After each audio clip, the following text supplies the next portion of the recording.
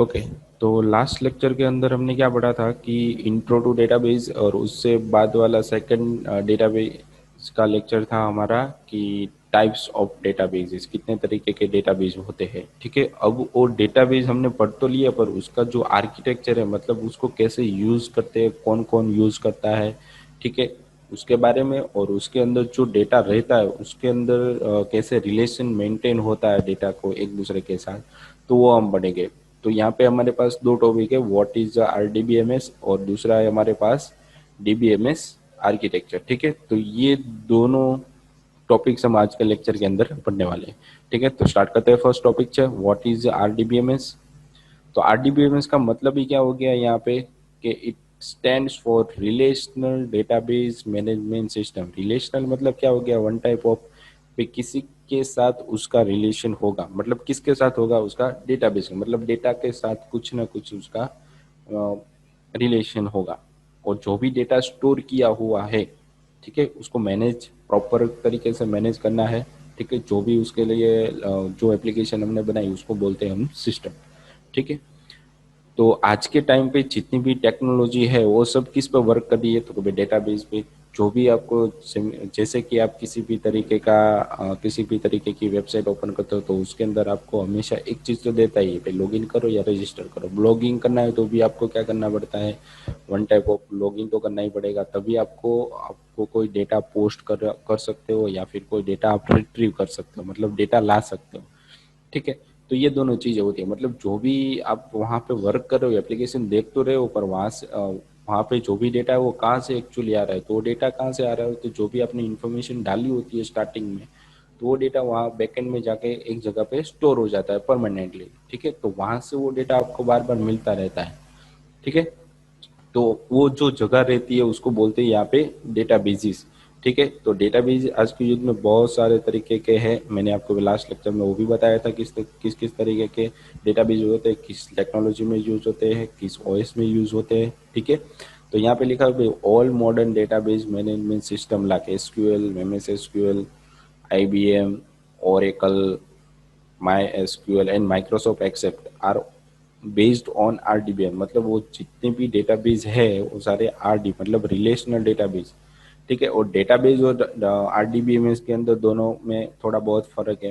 ठीक है, वो हम लास्ट लेक्चर के अंदर या उससे पहले वाले लेक्चर के अंदर हमने स्टडी कर लिया है। ठीक है, तो ये सारे डेटाबेस है। ठीक है, आज के टाइम पे फिर क्या होता है कि जितने भी डेटाबेस हमारे पास है उसको एक रिलेशन मॉडल के अंदर इंट्रोड्यूस करिए किया जाता है, मतलब it is called relational database management system because it is based on relational model. जो भी डेटा रहता है वो एक रिलेशन के थ्रू रहता है।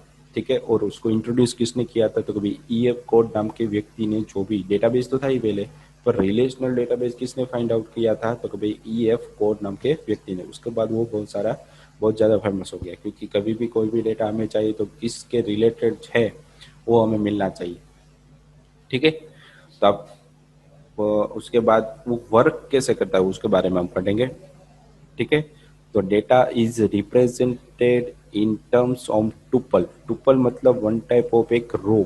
जैसे कि आप बेंच पे बैठते हो तो बेंच के ऊपर आप 3 लोग बैठ सकते हो या 4 लोग बैठ सकते हो। ठीक है, तो बेंच हो गई, वो क्या होगी, आपकी वन टाइप ऑफ रो हो गई।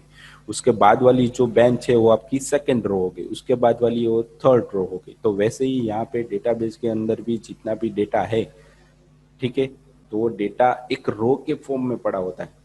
जैसे कि बेंच में मैंने एग्जांपल आपको दिया, तो बेंच के अंदर 3 लोग बैठे, तो 3 लोग जो बैठे हैं उसका नाम, उसकी आईडी, उसका एड्रेस, सबका क्या होगा, अलग अलग होगा ना। वैसे ही जो एक रो बनती है उसके अंदर भी अलग अलग तरीके के डेटा होता है, जैसे कि आईडी होती है, नाम होता है, उसका ईमेल होता है, उसका पासवर्ड होता है, तो वो सारी क्या होगी, उसकी वन टाइप ऑफ कॉलम्स हो गए। मतलब एक रो के अंदर बहुत सारा डेटा हो सकता है। ठीक है, तो जो भी डेटा आरडीबी में इसके अंदर होता है वो एक रिलेशन के, मतलब रो के अंदर होता है। रो को क्या बोलते हैं यहाँ पे, टुपल बोलते हैं। ठीक है, उसके बाद आते हैं कि भाई relational database is most commonly use data. अभी के टाइम पे बहुत ज़्यादा यूज होने वाला ये डेटाबेस है। सब 70 से 80% ये यूज होता है आज के टाइम पे, कोई भी टेक्नोलॉजी आप ले लो। ठीक है, फिर उसके बाद क्या दिया भाई, it contains number of tables, उसके अंदर बहुत सारे तरीके के टेबल्स होते हैं और टेबल के अंदर बहुत सारे रो होते हैं, ठीक है। और ईच टेबल के अंदर एक प्राइमरी की होती है, प्राइमरी की मतलब उसको हर एक रो को एक नंबर दिया जाता है, यूनिक नंबर होता है, वो कभी भी डुप्लीकेट नहीं हो सकता। प्राइमरी की का मतलब क्या हो गया, वो कभी डुप्लीकेट नहीं होगा, वो उसका रूल्स है। आगे जैसे जैसे हम बढ़ेंगे तो की किस तरीके से अप्लाई करते हैं और किस तरीके उसको यूज करते हैं वो भी मैं बताऊंगा, ठीक है। डीपली आएगा वहां पे। तो ये आपको पता चल गया कि रिलेशनल डेटाबेस इज मोस्ट बहुत ज़्यादा यूज होने वाला डेटाबेस है, उसके अंदर बहुत सारे टेबल्स होते हैं और टेबल के अंदर हर एक रो की एक की होती है जो कभी डुप्लीकेट नहीं होती, ठीक है। तो यहाँ पे क्या लिखा है भाई, due to collection of organised set of data, बहुत सारा डेटा एक कलेक्शन के फॉर्म में और ऑर्गेनाइज भी है। जैसे कि हमने किसी भी किताब लाइब्रेरी में अंदर गए, लाइब्रेरी के अंदर गए हो तो वहाँ पे जितनी भी किताबें होगी वो एबीसीडी के फॉर्म में रखी होती है। जैसे कि अभी कोई भी बुक है वाइल्ड लाइफ पे तो डब्ल्यू नाम के सेक्शन के अंदर ही आपको मिलेगी, वो कहीं पे भी पड़ी नहीं होगी, ठीक है। तो जहाँ पे जो डेटा पड़ा हुआ उसको एक सेट ऑफ ऑर्गेनाइज के फॉर्म में, जिसकी जिसकी वजह से आपको उसको ढूंढना हो तो इजी पड़ेगा। भाई आपको वाइल्ड लाइफ की बुक चाहिए तो आपको डब्ल्यू नाम के सेक्शन के अंदर ही जाना है, ठीक है। उससे ए वाले सेक्शन के अंदर जाओ तो वहाँ पे तो आपको वो बुक मिलने वाली ही नहीं है, ठीक है। तो ये ऐसे डेटा को ऑर्गेनाइज करते हैं जिससे कि हमें उसको एक्सेस करने में आसानी रहे। जैसे कि यहाँ पे लिखा है भाई, data can be access easily, क्योंकि इसी वजह से आरडीबी में इसको ज़्यादातर प्रेफर किया जाता है, क्योंकि उसके अंदर जो भी डेटा है वो पहले से ही ऑर्गेनाइज फॉर्म में होता है, उसको ढूंढने में बहुत आसानी रहती है, ठीक है। इसलिए ज़्यादा फेमस है। फिर उसके बाद भाई टेबल, जो हमने बताया कि भाई टुपल्स के फॉर्म में होता है, तो टुपल क्या होता है, वन टाइप ऑफ रो होते हैं और उसके अंदर बहुत सारा टेबल्स होते हैं। तो टेबल कैसे होता है वो हमने यहाँ पे दिखाया हुआ है कि व्हाट इज टेबल, टेबल का मतलब क्या हो गया। तो यहाँ पे लिखा है the RDBMS database uses tables two store data, data को स्टोर करने के लिए वो टेबल का यूज करते हैं, ठीक है। और बैठने वाला टेबल नहीं, यहाँ पे हमें टेबल का मतलब उसके अंदर डेटा रहेगा, ठीक है। और table is a collection of related data entries, देखो यहाँ पे क्या लिखा हुआ उसने, जो भी डेटा आप डाल रहे हो ये रिलेटेड होगा, मतलब उसको एक ऑर्गेनाइज फॉर्म में रहता है, ठीक है। और it contains row and column to store a data, और डेटा को स्टोर करने के लिए वो क्या करता है कि एक रो और कॉलम को यूज करता है स्टोर करने के लिए। तो यहाँ पे हमने एक नीचे एग्जांपल भी दिया हुआ है इन लोगों ने।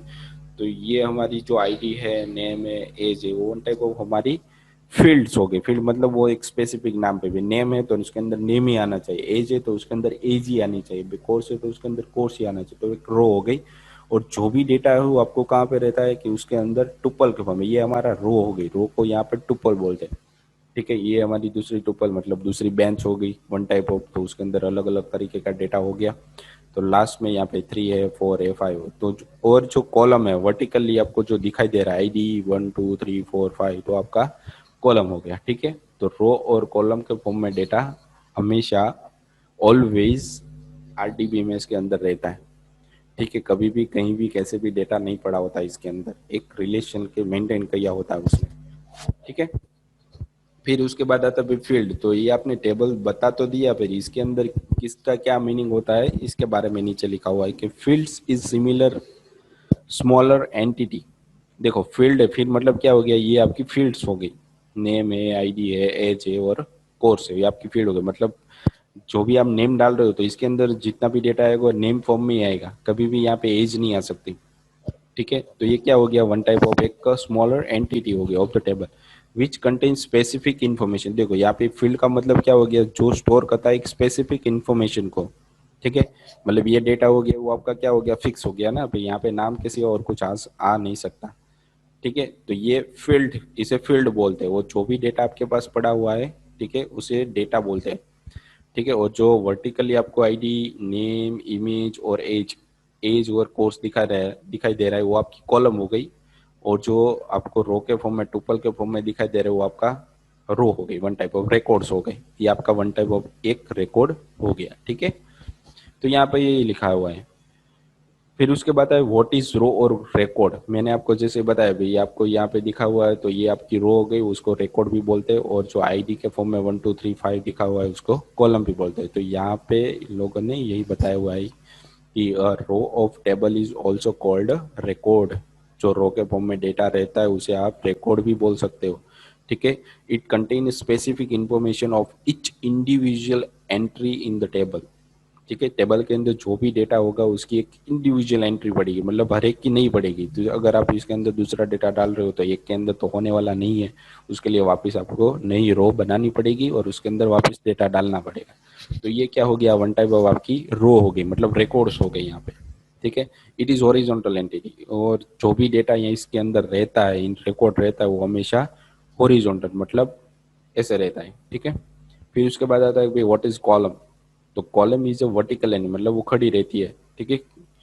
खड़ी vertical entity in the table which contain all information associated with specific field in the table. जो भी डेटा आपके पास रहता है, ठीक है, वो क्या रहता है कि एक कॉलम के फॉर्म में रहता है। ठीक है। तो यहाँ पर एग्जाम्पल के रूप में भी दिया हुआ भी नेम है। नहीं, ठीक है। तो ये नेम एक कॉलम हो गई, is a column in the above table. जो ऊपर की टेबल है उसके अंदर आपको दिखाया हुआ है कि पूरे टेबल के अंदर हमारे पास टोटल 4 कॉलम है। एक आईडी, एक नेम, एक एज और एक कोर्स। ठीक है। तो यहाँ पे आपको एग्जाम्पल के रूप में भी दिखाया हुआ है। तो ये हमने जो पढ़ा वो हमारा आरडीबीएम है, मतलब जो भी डेटा हमारा रहता है वो किस फॉर्म में रहता है, तो इसके बारे में इन लोगों ने यहाँ पे एक्सप्लेन किया है। टुपल कैसे बोलते हैं, रो किसे बोलते हैं, टेबल किसे बोलते हैं। जो हमने ये बताया ये रो हो गई, ये टुपल के फॉर्म में हमारा रिकॉर्ड हो गया, और जो खड़ा है उसे बोलते हैं हम कॉलम्स। ठीक है। और ये हमारी फील्ड्स हो गई, नेम है, एज है, कोर्स है। ठीक है। तो ऐसे आरडीबीएमएस को एक्सप्लेन आप कर सकते हो। ठीक है। फिर उसके बाद आता है कि भाई डीबीएमएस का आर्किटेक्चर कैसा होता है। ठीक है। तो डीबीएमएस के अंदर आर्किटेक्चर जो रहता है वो हर एक डेटाबेस के अंदर सेम ही रहता है। ठीक है। डीबीएमएस मतलब उसके अंदर जितने भी डेटाबेस आप टेक्नोलॉजी के अंदर यूज करें वो सारा का सारा आ गया, और उसके अंदर जो आर्किटेक्चर रहता है वो किस तरीके का होता है वो यहाँ पे एक्सप्लेन किया हुआ है। तो उसके बारे में हम पढ़ते हैं कि स्टार्टिंग में the DBMS design depend upon its architecture. जो भी डेटाबेस या डीबीएमएस मैनेजमेंट सिस्टम जो भी बनती है डेटा को स्टोर करवाने के लिए, ठीक है, वो उसके आर्किटेक्चर पर डिपेंडेंट होती है। तो basic client server architecture is used to deal with a large number of PC, web server, database server and other component that are connected with networks। जो भी डेटाबेस, जो भी डीबीएमएस का आर्किटेक्चर बनता है वो बहुत सारे पीसीज पे या सर्वर्स पे या डेटाबेस सर्वर पे या अदर कंपोनेंट पे डिपेंडेंट होता है, उसके थ्रू उसको बनाया जाता है। भाई किसके थ्रू आपको एक्सेस करवाना है। ठीक है। तो बहुत सारे तरीके के आर्किटेक्चर उसके अंदर आ जाते हैं। तो यहाँ पे है फिर the client server architecture consist of many PC and work station. Work station मतलब क्या हो गया कि जहाँ पे बहुत सारे हजारों लोग वर्क करते हैं। ठीक है। कंपनी हो गई, वन टाइप ऑफ कंपनी के अंदर जितना भी डेटा है वो आपको पीसी के थ्रू एक्सेस करने के लिए मिलेगा, और उसको परमानेंटली स्टोर करने के लिए वो लोग एक जगह रखते हैं जहाँ पे डेटा परमानेंटली स्टोर होता है। ठीक है। तो ये यूज होता है पीसी से जो भी डेटा हम एक्सेस करते हैं उसे क्लाइंट सर्वर आर्किटेक्चर बोलते हैं। जो भी डेटा हम एक्सेस कर रहे हैं तो वो क्या पे होता है, डेटाबेस के अंदर होता है। जब भी आप लॉगिन करते हो तो आपका ही डेटा मिलता है, मतलब आपको आपने रिक्वेस्ट की डेटाबेस को, भाई मेरा डेटा मुझे दो, मतलब लॉगिन करोगे तब आप रिक्वेस्ट करते हो कि भाई मेरे पास जितना भी डेटा है वो मुझे दिखाओ। ठीक है। तो ये क्या हो गया, आपने रिक्वेस्ट दी, आप क्लाइंट हो गए, और डेटा भी किसको रिक्वेस्ट किया, अपने डेटाबेस को रिक्वेस्ट की, आपका सर्वर हो गया। ठीक है। तो क्लाइंट सर्वर के फॉर्म में ये आर्किटेक्चर रहता है। उसके बाद दिया हुआ है कि DBMS architecture depend upon how user are connected to database to get their request done. देखो अभी मैंने आपको बताया कि आपने लॉगिन किया तो क्या हुआ कि रिक्वेस्ट आपने भेजी, तो डेटाबेस आपको क्या कहता है कि जो भी आपने डेटा रिक्वेस्ट भेजी है उसके अनुसार ही आपको डेटा देता है। तो एक दूसरे से वो कनेक्टेड होने चाहिए, अगर कनेक्टेड नहीं है तो आपको किसी भी तरीके का डेटा मिलने वाला नहीं है। ठीक है। यही होता है। तो डीबीएमएस के अंदर 3 तरीके के आर्किटेक्चर है, first tier architecture, 2 tier architecture and 3 tier architecture. ठीक है। तो इन 3 तरीके के आर्किटेक्चर का हमेशा यूज होता है। फर्स्ट टायर तो बहुत ही यूज होता है, बहुत कम यूज होता है, और 2 टायर और 3 टायर मोस्टली यूज होता है। ठीक है। क्योंकि इसके अंदर 2 टायर के अंदर क्लाइंट और सर्वर का कॉन्सेप्ट आ जाता है। ठीक है। तो फर्स्ट टायर वाला कौन सा वो हम पढ़ते हैं, तो हम हमारे next topic first tier architecture की तरफ चलते हैं। ठीक है, तो इसके अंदर क्या दिया भाई, in this architecture the database is directly available to user. मतलब जो भी व्यक्ति जहाँ पे बैठा है उसको वो डायरेक्ट डेटाबेस के साथ ही कनेक्टेड है, उसे बीच में किसी भी तरीके की एप्लीकेशन नहीं होनी चाहिए। मतलब वो रिक्वेस्ट नहीं करता, डायरेक्ट क्या करता है, उसे सारा डेटा मिल ही रहा है, देख रहा है, उसी में से वो डेटा निकाल रहा है। तो ये क्या हो गया, वन टाइप ऑफ वो, उसे कोई एप्लीकेशन या अदर वेब एप्लीकेशन या मोबाइल एप्लीकेशन की ज़रूरत नहीं है डेटा का, या उसे लॉगिन करने की भी ज़रूरत नहीं है, वो डायरेक्टली उस डेटा को एक्सेस कर सकता है। जैसे कि हर एक कंपनी के अंदर क्या होता है कि एक जैसे कि बहुत बड़ी कंपनी होगी, HCL है, इन्फोसिस है, ठीक है, IBM है, तो ओरेकल है, तो इन इन सब कंपनियों के अंदर एक एक डिपार्टमेंट वाइज एडमिनिस्ट्रेटर रहता है। एडमिनिस्ट्रेटर का काम क्या होता है कि वो जो डिपार्टमेंट है, डिपार्टमेंट के अंदर जितने भी 200 या 500 लोग रहते हैं, उसकी सैलरी, उसका क्या काम है, तो उस सब का डायरेक्टली मेंटेन हो रखता है। उसका रिपोर्ट है बार बार वो अपने जो हेड होगा उसको भेजता रहता है। ठीक है, तो ये क्या हो गया कि उसका डेटा जितने भी 200-500 डिपार्टमेंट, 200-500 लोग के अंदर जो भी डिपार्टमेंट उसके अंदर है, ठीक है, तो उसका डेटा वो फेच करे, वो सारा एडमिनिस्ट्रेटर किस तरीके का होता है, बट डिपार्टमेंट वाइज अलग अलग होता है। ठीक है, तो फर्स्ट टायर ऐसे ही यूज होता है। कभी भी इनके बीच में कोई किसी भी तरीके का क्लाइंट की जरूरत या सर्वर की जरूरत नहीं, वो डायरेक्ट डेटाबेस के ऊपर ही बैठा रहता है हमेशा। ठीक है, तो वो एडमिनिस्ट्रेटर हो गया। It means user can directly sit on the DBMS and use it. मैंने आपको अभी बोला कि जो भी व्यक्ति होगा वो डायरेक्टली DBMS के ऊपर ही बैठा होगा और उसको डायरेक्टली यूज करा, उसे किसी भी तरीके की थर्ड पार्टी एप्लीकेशन की जरूरत नहीं रहती। ठीक है, any changes done is here will directly be done. जो भी वो चेंज करा है वो डायरेक्टली डेटाबेस के अंदर स्टोर होता है। ठीक है, it doesn't provide and tool. उसको किसी भी तरीके का एंड टूल, मतलब कोई भी एप्लीकेशन नहीं दी जाती जिसकी मदद से वो उसको एक्सेस करेगा। मतलब वो रिक्वेस्ट देगा, रिक्वेस्ट नहीं होता, वो डायरेक्टली डेटाबेस के अंदर ही रहता है direct. The first tier architecture is used for development of local application. मतलब वो लोकल एप्लीकेशन के यूज होता है। जैसे कि अब हम कोई भी प्रोजेक्ट बना रहे हैं, तो प्रोजेक्ट बनाने से पहले हम उसको क्या करते हैं कि हमारे पीसी के अंदर इंस्टॉल करते हैं। तो क्या हो गया कि आपका पीसी के अंदर ही आपका डेटाबेस है, कोई सर्वर पे आपने रखा नहीं है, मतलब ऑनलाइन आपने रखा नहीं है, तो आपका लोकल डेटाबेस हो गया, वो डायरेक्टली उसी डेटाबेस के अंदर एक्सेस करेगा। तो आपके जो डेटाबेस है वो आपके थ्रू ही मिलेगा और आपका ही है, किसी और को आप एक्सेस करवा नहीं सकते। ठीक है, तो लोकल एप्लीकेशन होगी where programmers can directly communicate with database for the quick response. अगर उसे बहुत जल्दी रिस्पॉन्स चाहिए और उसके अंदर किसी भी तरीके का डेटा चेंज करना है, तो उसको फर्स्ट टायर वाला आर्किटेक्चर यूज करना पड़ेगा। मतलब डायरेक्ट डेटाबेस के साथ वो कनेक्टेड होना चाहिए। ठीक है, तो ये फर्स्ट आर्किटेक्चर था। उसके बाद आ जाता है भाई टू टायर आर्किटेक्चर। तो टू टायर आर्किटेक्चर के अंदर यहाँ पे पूरा दिया भाई, two tier architecture is same as basic client server. जैसे मैंने आपको पहले बताया कि आप रिक्वेस्ट करते हो लॉगिन के लिए, तो चेक करता है कि आपका डेटा उसके अंदर है कि नहीं। मतलब रिक्वेस्ट की ना आपने, फिर लॉगिन चेक करो मेरा डेटा है कि नहीं, अगर है तो आपको क्या दे देगा, आपका डेटा वापस दिखाई देगा। ठीक है, तो in the two tier architecture applications on the client side and, देखो मैंने अभी क्या बोला था कि डेटाबेस को आपको एक्सेस करना है, मतलब वो डेटा आपको चाहिए, तो आपको कोई एप्लीकेशन बीच में रखनी पड़ेगी। डायरेक्ट आप डेटाबेस के साथ डेटाबेस के साथ कुछ भी छेड़छाड़ नहीं कर सकते। ठीक है, तो आप जहाँ से भी कोई भी एप्लीकेशन यूज कर रहे हो, तो वो क्या हो गया, आपका one type of a client side हो गया। ठीक है, communicate with the database at the server side. आपको सर्वर डेटाबेस के साथ कम्युनिकेशन करना है, तो आपको सर्वर की जरूरत पड़ेगी और आप हो गए वहाँ पे क्लाइंट। तो आप क्या करते हो, क्लाइंट हो तो आप रिक्वेस्ट करते हो सर्वर को, भाई ये डेटा मुझे दो। तो वो क्या करता है कि डेटाबेस के अंदर लुकअप लगाएगा और आपको डेटा भेज देगा। ठीक है, उसके दो टाइप्स भी दिखे यहाँ पे, ODBC और JDBC। The user's interface and applications programs are run on the client side। जो भी आपकी इंटरफेसेस है, मतलब आपको जो UI दी गई है उसी के थ्रू आप उस डेटाबेस को यूज कर सकते हो। मतलब जो भी आपने बीच में प्रोग्राम या प्रोजेक्ट रखा है उसी के थ्रू आपको डेटा मिलेगा, उसके सिवा आपको कोई किसी भी तरीके का डेटा मिलेगा नहीं। The server side is responsible to provide functionality. देखो मैंने अभी आपको क्या बोला, आप रिक्वेस्ट कर रहे हो तो सर्वर क्या करता है कि डेटाबेस में लुकअप लगाएगा और आपको वहां से डेटा, उसी तरीके का डेटा, रिलेटेड डेटा आपको फाइंड करके दे देगा। उसके लिए क्या बोलते हैं, उसके query processing and transaction management बोलते हैं। क्वेरी प्रोसेसिंग मतलब अब क्या हो गया, आप जो रिक्वेस्ट कर रहे हो उसे वो क्वेरी के फॉर्म में लेता है और जो क्वेरी चलेगी उसके थ्रू आपको डेटा वापस ट्रांजेक्ट करता है। To communicate with database, client side application establish a connection with server.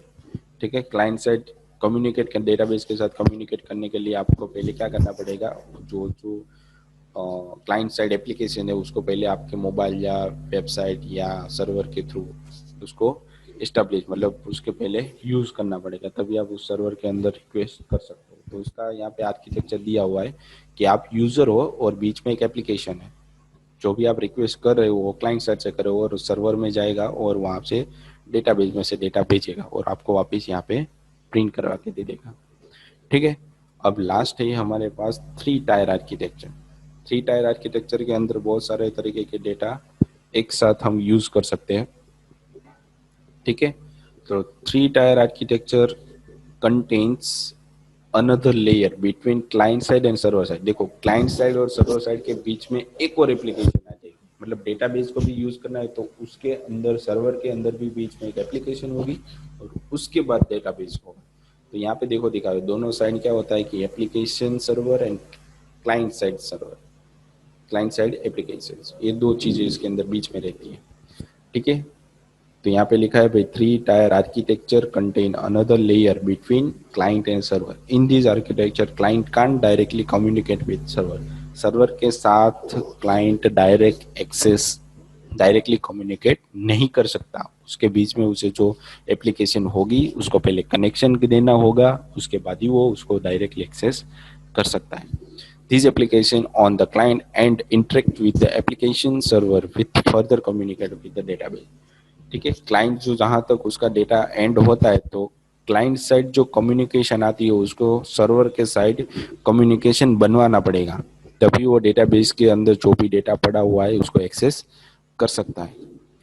फिर यहाँ पे लिखा है भी end user has no idea about the existence of database beyond application. Application के बाद सर्वर की एप्लीकेशन के बाद कोई डेटाबेस है कि नहीं वो यूजर को डायरेक्टली पता नहीं चलेगा, क्योंकि हमने यहाँ पे 2-3 डेटाबेस और रख दिए तो उसको कहाँ से पता चलेगा भाई किस डेटाबेस के अंदर से डेटा आ रहा है। ठीक है, तो ये one type of security reason के वजह से यहाँ पे रखा हुआ है। The database is also has no idea about any other user beyond applications. ठीक है, इसी वजह से सिक्योरिटी भी बढ़ जाती है। मतलब the 3 tier architecture is used in case of large वेबलिंग। अगर आपके पास बहुत सारा डेटाबेस है, बहुत सारा डेटा रखा हुआ है, तो आपको कौन सी 3 टायर आर्किटेक्चर का यूज यहाँ पे करना पड़ेगा। मतलब 3 टायर आपको यूज नहीं करना, कोई टेक्नोलॉजी आप यूज करोगे, जिस तरीके की टेक्नोलॉजी आप यूज करते हो तो उसके अंदर ही 3 टायर आर्किटेक्चर ऑटोमेटिकली अटैच होता ही, आपको सिर्फ कनेक्शन देना होता है और कुछ होता नहीं है। ठीक है, तो जो आप कोडिंग के अंदर सीख रहे हो वही आपका 3 टायर आर्किटेक्चर होता है। ठीक है, तो आज के लेक्चर के अंदर हमने क्या पढ़ा भाई, आर्किटेक्चर के बारे में पढ़ा। ठीक है, डीबीएमएस के अंदर किस किस तरीके के आर्किटेक्चर आते हैं। ठीक है, उसके बाद रिलेशनल डेटाबेस और मैनेजमेंट के बारे में सीखा, उसके अंदर जो भी डेटा रहता है वो किस फॉर्म में रहता है, किसको क्या बोलते हैं। ठीक है, तो आज के लेक्चर के बारे में लेक्चर कंप्लीट हो गया है, तो इसके अंदर डीपली पढ़ना और सर्च भी करना ताकि आपको इसके बारे में ज़्यादा पता चले। ठीक है, तो याद रखने की ज़रूरत नहीं, आपको सिर्फ समझने की ज़रूरत है भाई आरडीबीएमएस में क्या क्या आता है और डीबीएमएस आर्किटेक्चर के अंदर क्या क्या आता है। जैसे आप समझ जाओगे तो आपको पता चल जाएगा भाई, आपको सिर्फ उसको उतारना ही है। समझ गए, फिर पढ़ो, उसको समझ लो और एक बार समझने के बाद खत्म हो गया। उसको जो लाइन टू लाइन रट्टा मारने की जरूरत है वो जरूरत नहीं पड़ेगी। ठीक है, समझो उसको क्या होता है। तो आज के लेक्चर के रिलेटेड जितने भी टॉपिक्स हमने पढ़े हैं, ठीक है, तो उसके रिलेटेड यहाँ पे मैंने आपको क्वेश्चन दिए हुए हैं जो आपको सबमिट करवाने हैं एप्लीकेशन के अंदर, जिसकी मदद से आपकी अटेंडेंस यहाँ पे हो जाएगी। ठीक है, तो आज के लेक्चर के लिए इतना ही था। Thank you.